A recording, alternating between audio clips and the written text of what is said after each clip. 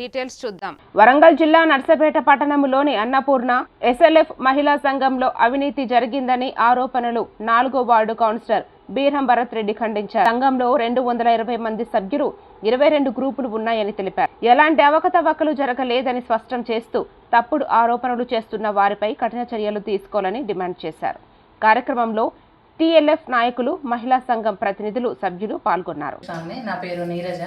SLF వచ్చి ప్రతి సంవత్సరం 2006 నుంచి ఇప్పటి వరకు ప్రతి ఇయర్ మనకు ఆడిట్లో నివేదికలు ఉంటాయి. ప్రతి నెల ప్రతి సంవత్సరం ఆడిట్ నివేదికల ద్వారా అన్నీ బరాబరి ఉన్నాయి.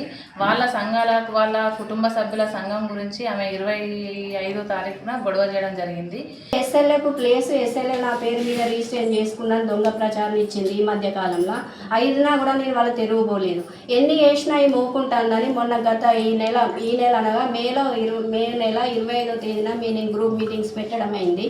99 days ప్రోగ్రాంలో మీటింగ్ పెట్టమని మా పై అధికారులు పెడితే ఆ రోజు వచ్చి అంత లూజ్ టాక్ చేసి మళ్ళీ వీడియో తీస్తేనే నేను బరాబర్ చేస్తాను, అంత చూస్తా అని పోయింది. గోళీలు వేసుకుంటే దాన్ని హాస్పిటల్ తీసుకుపోయి ఆడబండ పెట్టి ఈ యొక్క మహిళా సంఘాల ద్వారా అయిన గొడవలనే ఈమె ఆత్మహత్య యత్నం చేసుకున్నది అనే ఒక చిన్న వీడియోలు క్రియేట్ చేసి పక్కెంబటే ఉండి ఆ మాట్లాడుతున్న కరుణాకర్కు సమాచారం అందించుకుంటూ ఈ యొక్క విధంగా మహిళా సంఘాలను చాలా ఇబ్బంది పెడుతున్నారు ఈ బీరం నాగిరెడ్డి గారు. దీనికి అధికారులు స్పందించి మన మున్సిపల్ కమిషనర్ గారు, కలెక్టర్ గారు కూడా ఈ విషయం మీద స్పందించాలని మేము తెలియజేస్తాను.